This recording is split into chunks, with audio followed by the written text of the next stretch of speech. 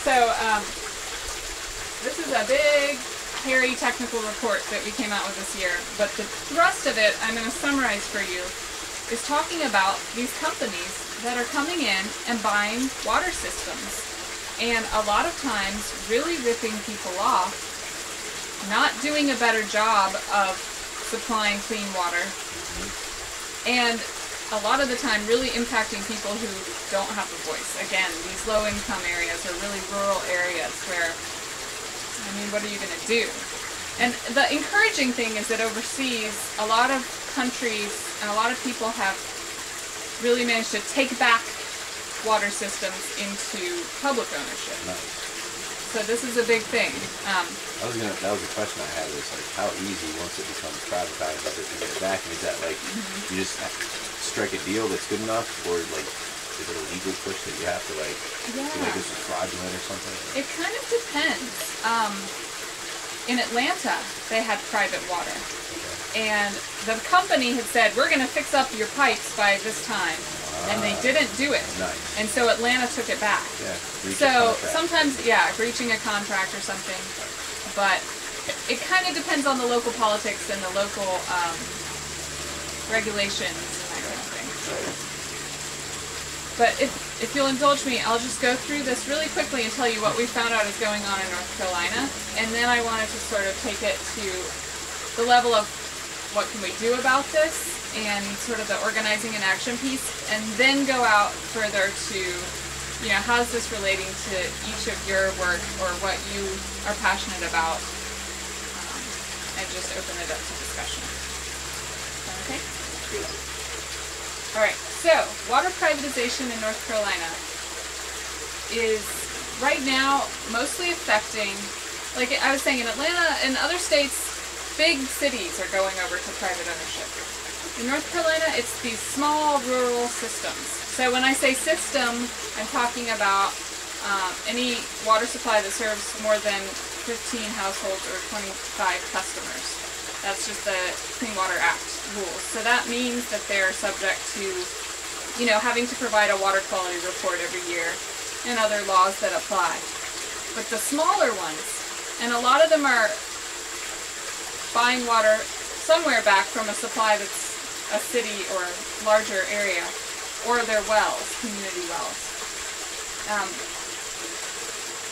And some of them have been owned by private companies in the past, but it's more like, okay, this is our neighborhood, and the homeowners association formed a company and we're going to run our own water system.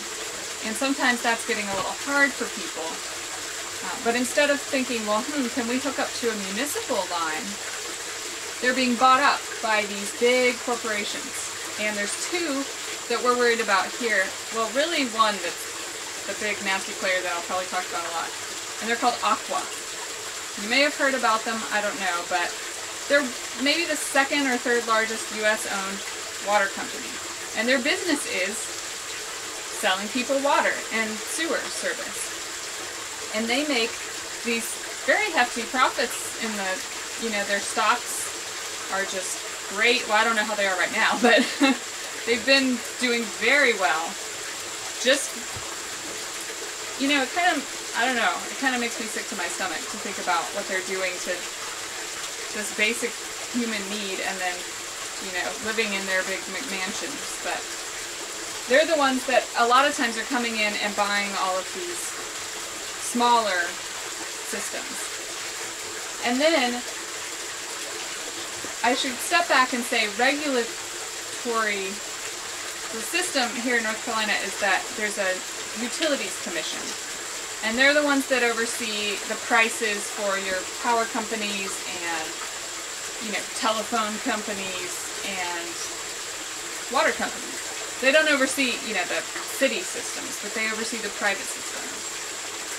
And so they're, you know, a bunch of guys and some women who sit around in Raleigh and hear all of these very stuffy legal proceedings and then make decisions.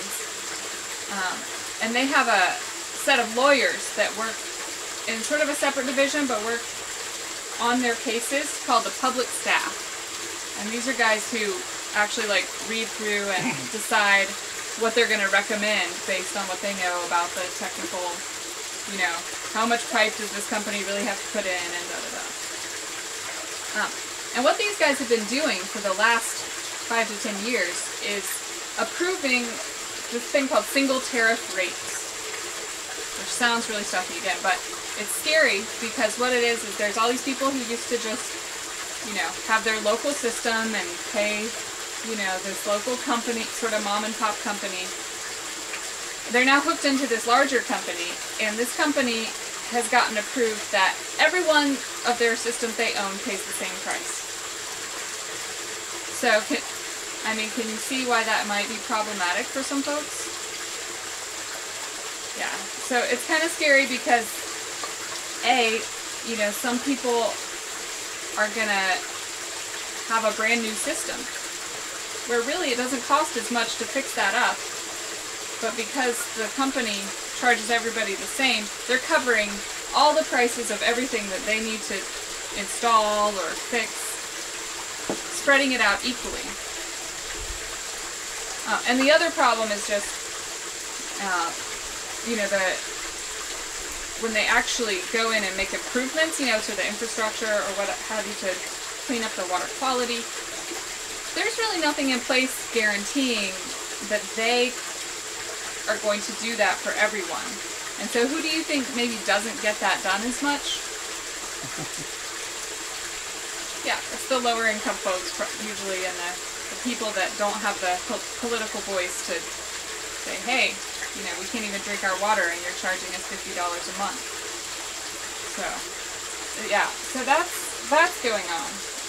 And especially there's this sort of parallel track in mobile home parks, which we have a lot of in North Carolina, that people who used to have their water covered in rent, their owners are kind of incorporating and starting to charge them. And there's a lot of justice impacts that we see with that too. So a lot of this work is kind of on the ground, door to door. We're walking up to people and saying, how's your water?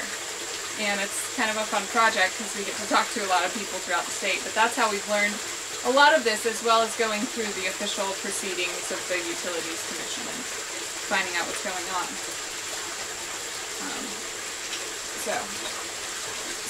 But 2 more bullet points, and then that'll really cover the boring part. Or what, I don't know if it's boring to you, but it's, you know, it's not as interesting as, you know, what can we do piece. Is the consequences. And so what we're seeing happen to people is they can't afford their water bills because of the private companies coming in. And, you know, that happens to people on public supplies too. It's not like a private is bad and public is good. But that's coupled with often worse customer service and worse water quality.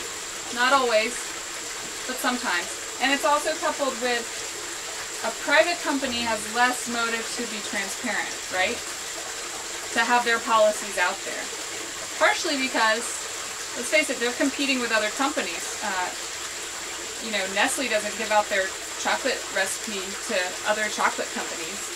So they don't really have any motive to leave everything out in the open of, here's where our money's going, this is our plan.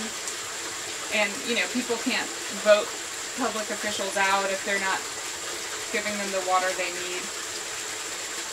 So they're kind of less accountable to the customers in a lot of cases, which makes any problems with affordability or quality worse in a way if you're like, hey, over here, you know, we've got some problems and you can't get a response.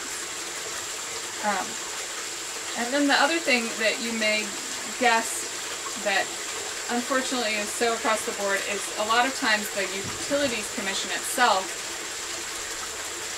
you know, there's the potential for some conflicts of interest, and we've seen that at work, and we've seen that this is going on in other states too, where really they're not listening with people. So that is kind of a way to hold the companies accountable because they are regulated, but when people are going to these hearings and saying, please help us, up until very recently, we might have cracked that open. I'll tell you more about that, but, you know, nothing changes. And then it's like, people are feeling kind of like, where do we go from here? So it's pretty sad when you think about it that way. Are you guys interested in hearing about the sort of what people who are proponents of water privatization say about it? Okay. So there's basically three arguments that people make, and the World Bank and the International Monetary Fund, they're really into this. They fund a lot of this. Are you familiar with that from other parts of the world? Yeah, I mean, that's what they do, like the free trade agreement. Yeah. Part of the agreement that countries have to sign, you know, with the US or Canada or whatever, is that they have to privatize everything, like education, water. They have to contract, and in order for them to get a loan from the World Bank, they have to make a contract with a US company to build a dam, or, you know, like the whole infrastructure and things like that. I mean, more like in other countries. I don't know, within the US. Right. Well, that's definitely more of an international thing. But here, you know, it just comes down to, I think, people who are interested in seeing this happen, and some of them are even really do believe in these myths, and maybe sometimes they're true, but in North Carolina, all I can speak for, we've found that they're really not. And the first one is that there's going to be cost savings.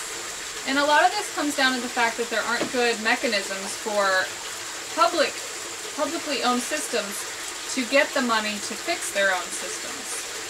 So they say, well, you know, if we got a private company to come in, then they could, number one, they could save us money, and number two, you know, as a mechanism of how they operate, they would be more economically efficient. But sort of the debunk of that is really, who's it efficient for? It's efficient for the company. They want to keep their costs low and their profits higher. But is it really efficient for the customers? So that's kind of what I've figured, is that this is really a product of sort of thinking on the level of, you know, governments, agencies, and companies more than the people who are living in a mobile home park, who are trying to pay their bills, who need clean drinking water, and their cost goes up, you know. So again, it's kind of the justice. It's like, where are things being spread around? Any thoughts on that one before I go on? Okay. Better service. Well, so whenever the public side funding comes from like the federal government, there's some grants that they can get. A lot of it has to come from the rates that they charge people. Okay. Yeah. But again, they can't really raise their rates as much because the guy who's in office right then doesn't want to be the guy that raised rates and then didn't get reelected. You know, so it's harder for them to do that. Even just a small portion of what the private companies will charge, even to raise it that much, they get a lot of outcry. So. And then typically these companies come in and they end up charging higher rates. Yes. And the politicians are off the hook. Right, yeah, kind of. Until down the line they realize, oh man, we sold our water system and now we don't have that whole kind of capital, you know, it's sort of a short-term solution for them. Okay,